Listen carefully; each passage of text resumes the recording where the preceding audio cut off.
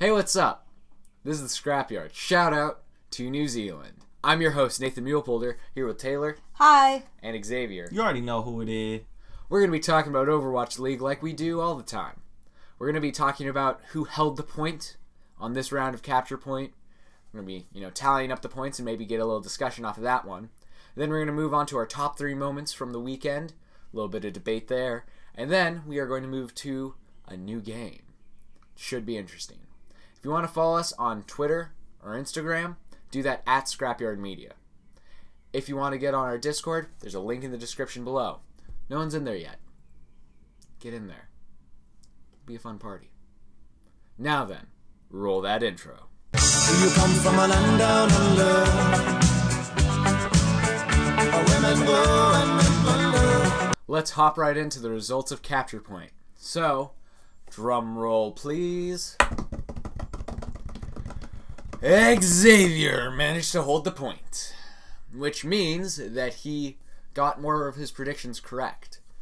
Now, that doesn't necessarily mean that he predicted the winners more than Taylor did. They were pretty even on that. And there's actually, I don't think, a single one where they disagreed too heavily. Well, that might not be entirely true. But where Xavier made up the points is that he managed to call more games more accurately. He played it safe, and he wasn't sorry. Shout out to the Charge. Get me that dub. So, the points currently stood at 25 and 21 at the end of that. Yeah. So he both took and held the point. Yeah. Now then, specifically on some of the things that, went possibly a little different than we expected, Atlanta Reign and New York XL. You guys want to talk about your predictions for that and how they were changed? All right, listen.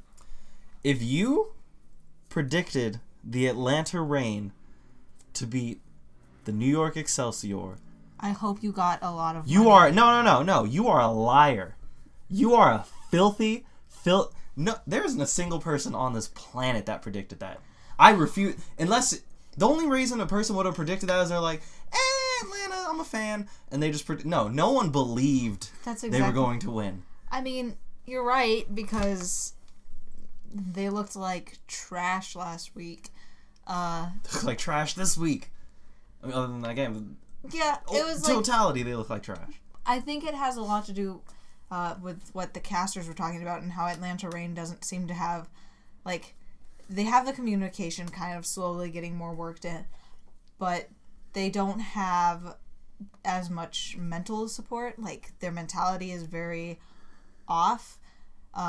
You could tell just because Baby Bay, after they were like, we won, we got the 3, he was in shock that, oh my god, we actually won. And I wonder if that hype from then, carried over into them being too, laid back in their next match.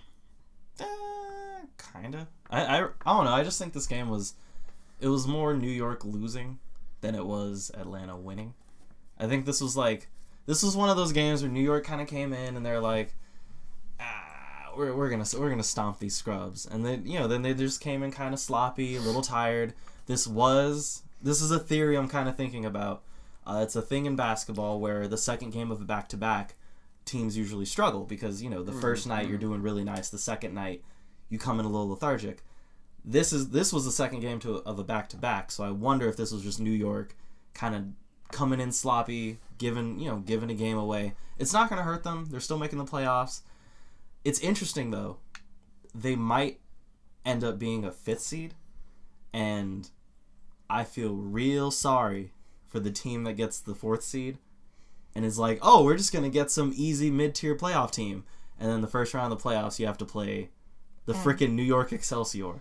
That's kind of scary. We got a lot of undefeated teams. It's a little scary. They're gonna stomp some playoff team in the first round. Okay, go ahead. I also just feel I don't know. Maybe it's because all these teams are in California. Maybe they got the days wrong on what day they should have been loaded.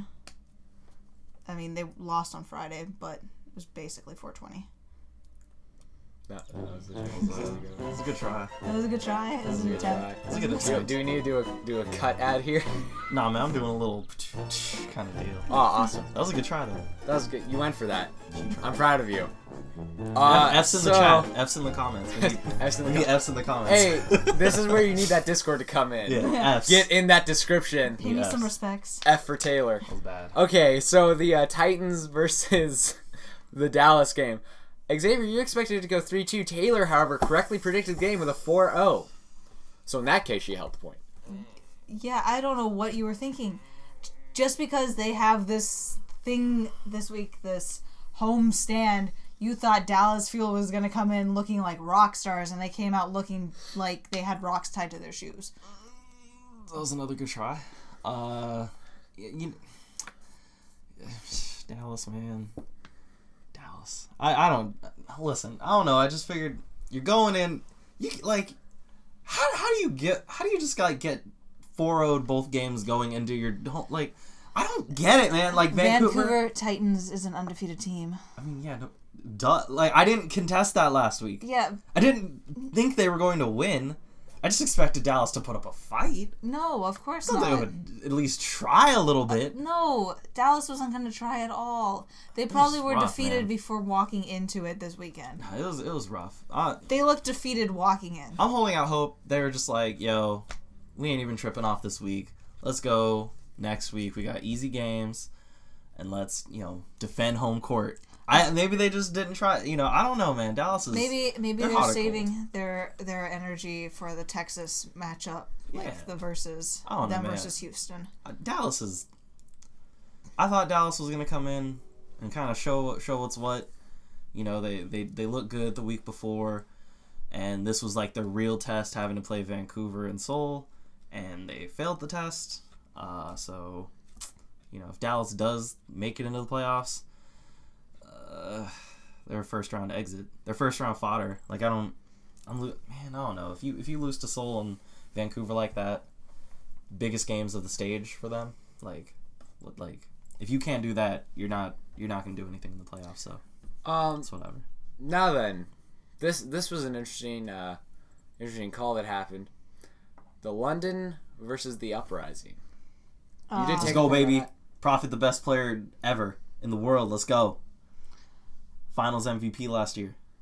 The only reason I picked Uprising over the Spitfire is because every time I watch a game with Spitfire, I'm like bored.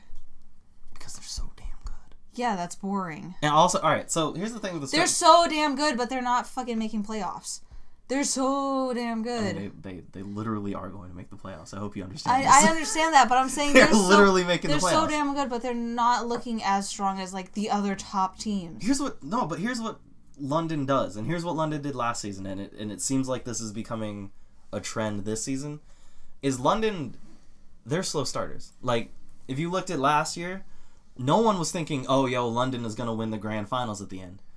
Everybody was like, damn, London's stacked. But then as the season went on, people were like, all right, London, they're good. But people were looking at London like they look at Seoul Dynasty this year, where it's like they're scrappy, they're going to put up a fight, but they're not the best team. And this is kind of the same thing. London started off slow in stage 1, didn't make the playoffs. Now they're heating up. They haven't lost. Like now they are in a position where they're going to enter into the playoffs looking real nice, so this is the stage where they're heating up. Everything's clicking. Fury's clicking. Prophet's clicking, Badosian is clicking, like all their best dudes are just clicking together. And with Boston, they are scrappy, but Boston, I don't know, like Color Hex had like one good week where he looked incredible, but he's kind of falling off. Like just Boston is just, I don't know, like I feel like they're gonna have really good weeks, and then they're gonna have like I think they bad do weeks. 3 like at tops from now on. If Boston seems to be on a winning streak, either like the reverse sweep or etc., once they lose, it's like they have to reassemble, like they have to take like the next match to like mentally re-prepare to go back on winning streaks. And I think that's a problem that they have, because as soon as they were defeated by Spark, they immediately were like losing, and then they'll go back to win, and then they'll lose to somebody that they think is underneath them, and then fall back into that cycle where they kind of lose a couple of games, and then they're win. And aren't these reverse sweeps like kind of a bad thing? Like they're pretty bad. You're giving up 2. We can skip the next game we're talking about because this is an interesting thing. Don't I you? don't know. I feel like your choices Nah, on that man. game are what makes it interesting. What I'm thinking is, we could talk about it, but with this reverse sweep thing, because you brought that up last week and this week, but isn't that like a bad thing to get in the habit of like dropping the first 2 maps and then suddenly like I'm not miraculously digging yourself that out? they dropped the first 2 maps. I'm saying that they have the coaching staff and like the skill to turn it around. It doesn't matter if the reverse sweep happened or like if that's what they're known for. I'm saying that it doesn't even always have to be a reverse sweep. Sometimes they look strong in the first 3 games, no problem, no issue. Sometimes it's like, oh, the last 3 games they come back really hard. I just think even if we saw like one map, third game, I feel like it's just they have the stronger team behind them. I just think that they get in the mentality of they're on this winning streak doing this one thing that could break records or something, and then when they revert back, like when they lose, they revert back to just, oh, we're losing, and then they go back and become more, Boston. They're kind of tricks. Now then, you both called 3-2 for this last game we're going to talk about, but Taylor, you called the Reign winning, and Xavier, you called the Charge winning. Xavier, turns out you're right. Yeah, it was a crapshoot. I mean, that game was retarded, man.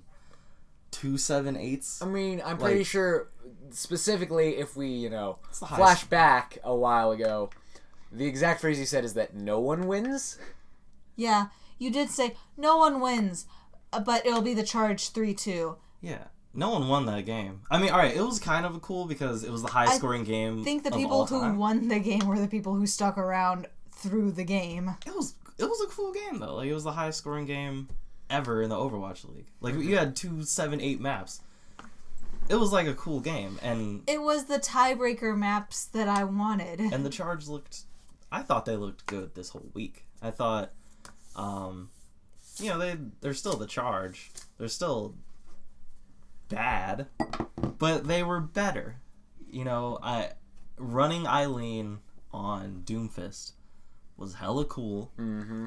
It worked a little bit against the Spark, and then the Spark on Oasis, the Spark, was the deciding map on Oasis. Eileen's Doomfist was wrecking them. Eileen's Doomfist looked nasty. When you watch him, it's like, I never knew Doomfist could be played like this. But the Eileen Chargers makes Doomfist look easy. Like, yeah. I haven't seen someone who played a character that like hardly anyone plays to make them look so smooth and so seamless, and to be killing so many like people. It was insane. I went home and played Doomfist, and I went like 0-10. So like, I don't, it was really good. But then the Spark went like Bastion comp, and suddenly Guangzhou was like, a Bastion? Oh my god, I've never seen this kind of thing before. How do we defeat Bastion? Yeah. And so Guangzhou's still bad. Charge is just an interesting But they looked basket of- so much better. Like They do not look better. actually getting to play low tier teams like the Reign and the Spark.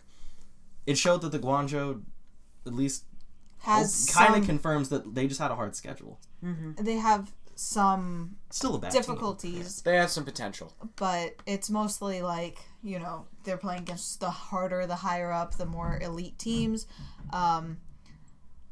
I picked Reign only because I felt them kind of getting warm. I felt by the time that the Sunday game would roll around, maybe like Baby Bay and like the team had clicked a little bit more, and it came off that way, especially in this last one. Like you said, it went 7-8, and like the longest we ever had to sit through Hanamura, and like the longest we've ever had to sit through payload maps.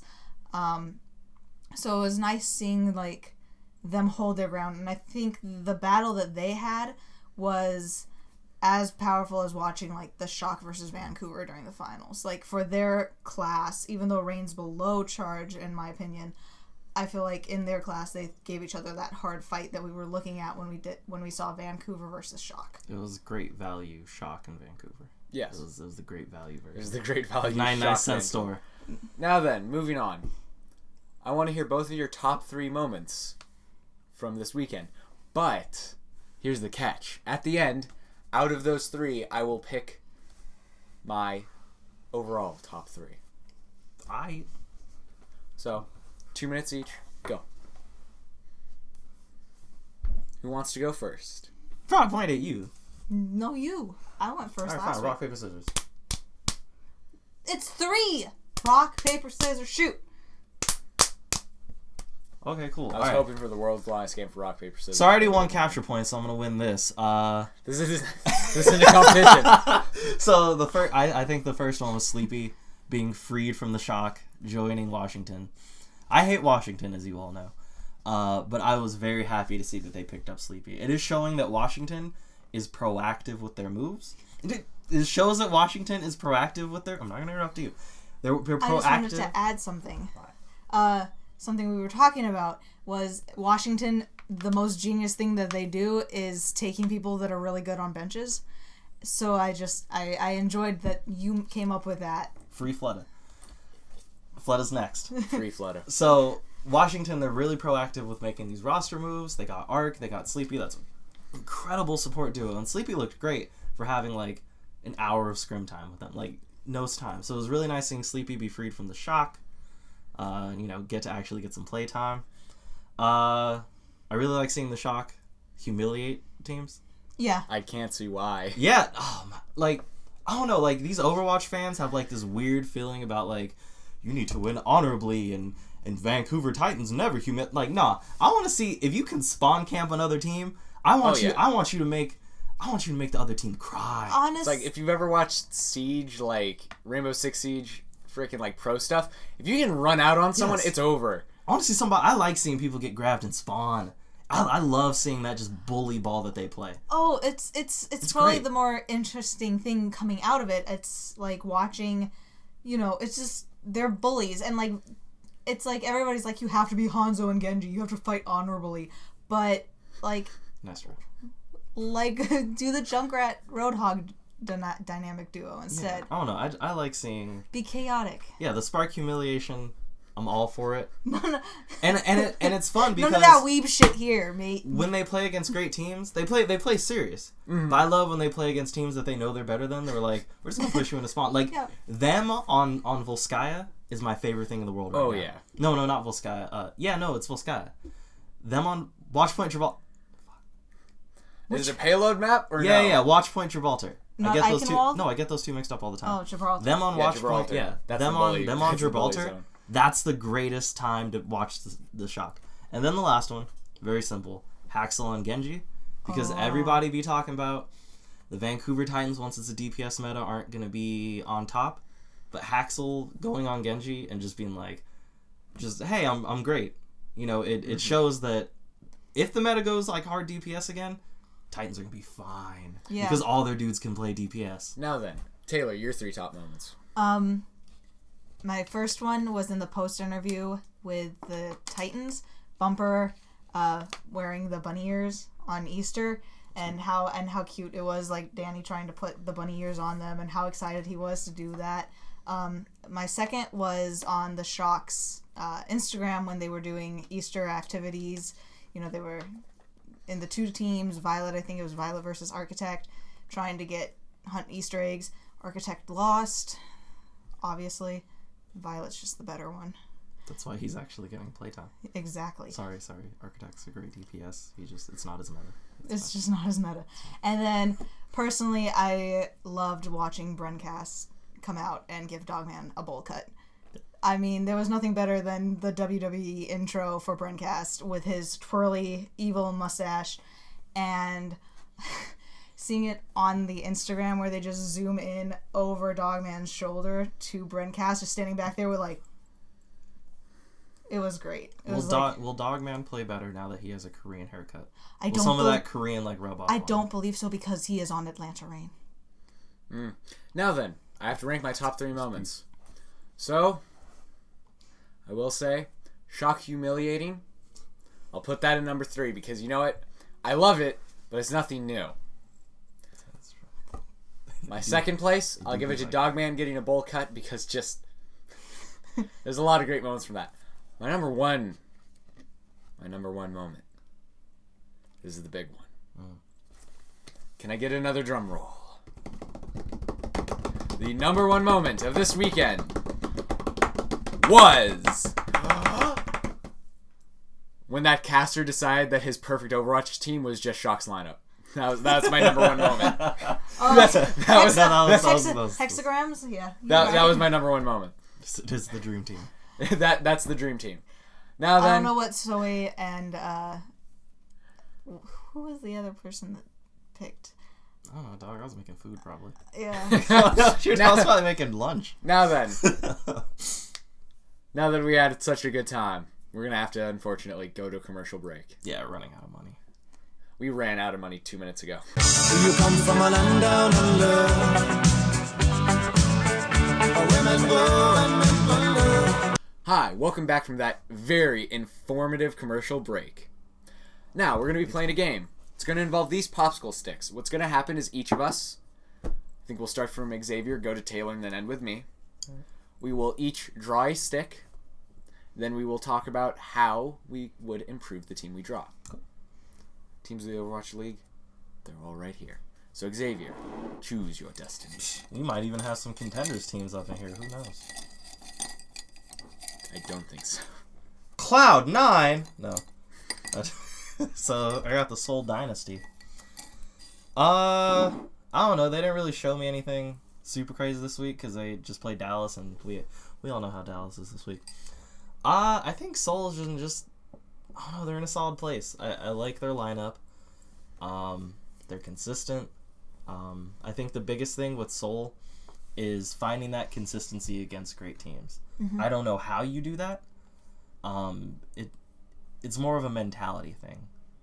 When they do play against the New Yorks, yeah, they beat them in the playoffs, but let's be real. The all-time record heavily leans New York. Mm-hmm. When they play the New Yorks, the Vancouvers, the Shocks, I believe, maybe the Gladiators, if the Gladiators are for real, the Soul Dynasty tends to struggle in these like really, really big-time games. So, I think that the biggest thing for the Soul Dynasty is just mentality. Going into these games and performing like you should instead of underperforming.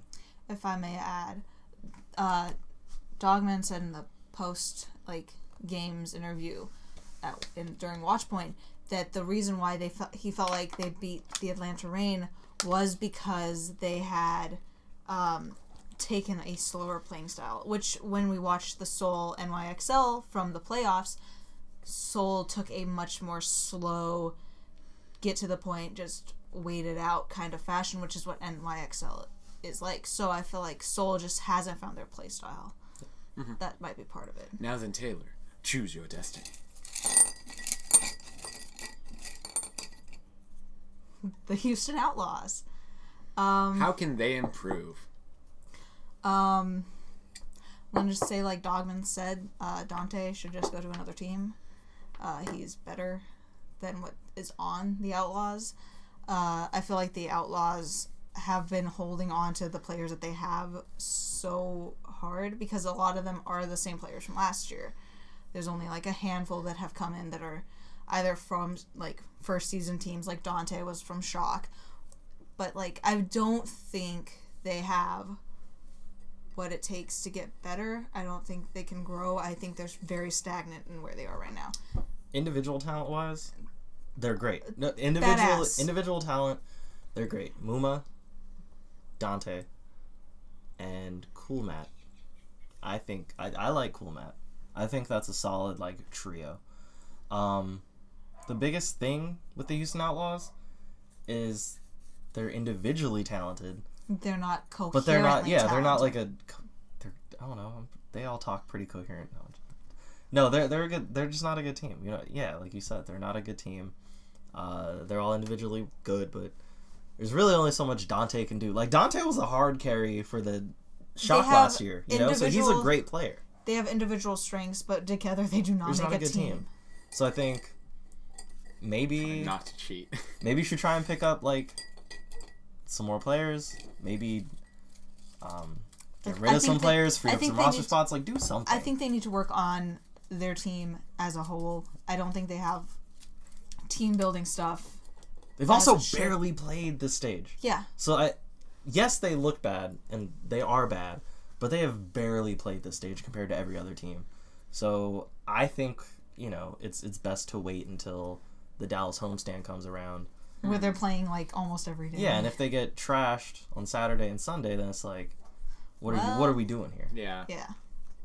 I mean, I like their colors, but Fun colors. colors don't colors don't carry you anywhere. Skins are great. Now then, Toronto Defiant. Just the most meh. They are, besides the Spark, probably one of the more, if not most, meh teams. They're not really impressive. I want to see more impressive stuff from them. I mean, like, especially when you're being compared to someone like Vancouver, because, you know, home country type stuff. Like, Battle of Canada. Like, Battle of Canada, there is no Battle of Canada. It's the Battle of, you can't even call it a battle. It's Toronto has some fun. Like, that's what that is. And it's really sad because I want Defiant to be better. I want Defiant to do something interesting. I want to watch them, but I don't. I haven't had a single match where I hear Defiance playing and I'm like, yeah, that'll be fun to see. You know? Toronto is the little brother that your mom said has to go along. Yeah. I mean, I don't know. I am 37 is fun. I'm 37. He's not a good is break, fun. though. I feel like He's Toronto not really like a great hasn't... Zarya. Because, like, Spark looked really strong against Shock. Even though Shock, like, 4-0'd them, Spark at least had made the effort to be like, hey, we're going to try to be more aggressive. They've talked about trying new play styles. They still look like trash, but at least they're now trying to put up fights. I feel like really funny. Toronto doesn't do that. They're just... Now they're the ones that I'm kind of looking at like, well, I could take a nap during your playtime and miss absolutely nothing. Yeah, I don't know, they're fine. They show some stuff. I think just the biggest issue is their DPS, and by DPS in this meta, I mean their Zarya Brig thing. Mm-hmm. I am 37 just isn't the kind of player that can hold it down as Brig and Alone. Zarya, and you know, kind of in those roles. So it's just kind of I don't know, they're in a weird position. They're not very inspiring, but you do recognize that they are still a good team. They were a playoff team. Do we want to do one more Yeah, as a let's group? do one more. No, One just more as a group. Go right One ahead. more as a group. Just be real quick about it. Okay, real quick. Justice, great. Pick up. All right, no. Here, I got this. This is the perfect one for the Washington Justice. What they need to do is continue doing what they're doing. They are garbage fire, but they are better than Florida Mayhem because they're actively looking to improve their roster. Yep. Picking up Sleepy was a genius move. Heck yeah. Picking up Arc, great Genius. move. Their support line is set. That's a solid support line. So now, what you do is you start filling in other parts. What I think they need to do the most right now is fill out either Yanis and find another tank, like another main tank, because I think Yanis is he's good, but he's also holding this team back. It's Yanis, and then it's Corey's Zarya. It's not Corey as a player. It's Corey as a Zarya. player is a great hit scan player. He will take you places, but you need somebody on your team that can hold it down as Zarya, because Zarya is still Important in this meta. so important right now, and Corey is not cutting it.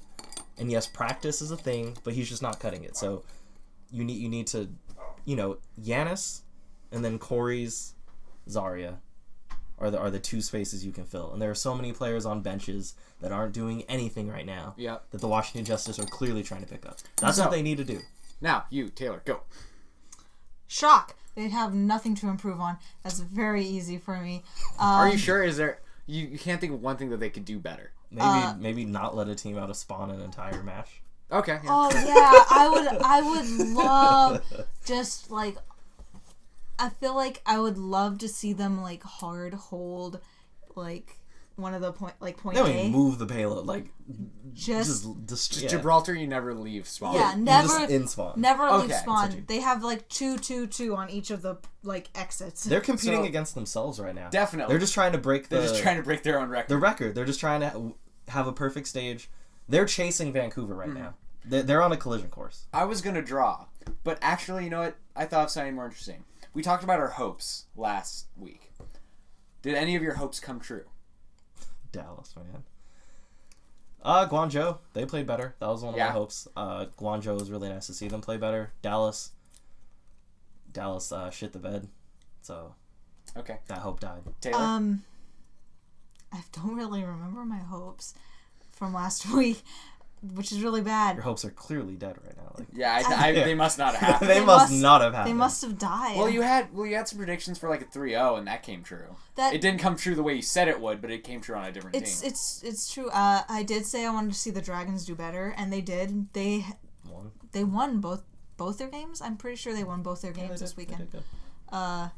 Yay! It was fun seeing Dia come back. It Dia was. hasn't played at all, so it was nice seeing And you know what? For my hopes, in passing, while I decided to get a snack instead of watching whichever game was on, I did hear a caster say Fletta's name.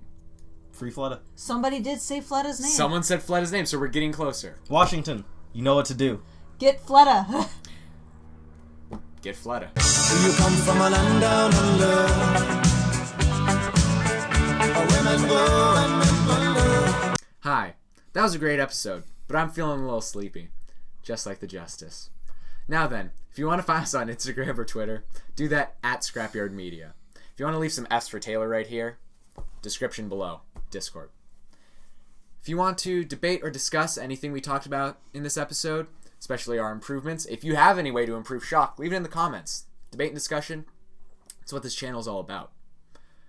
And if you want to catch the next round of Capture Point, come see us Thursday. Every Thursday, there should be some kind of capture point.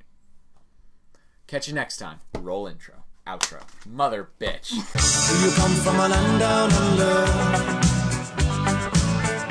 Women go and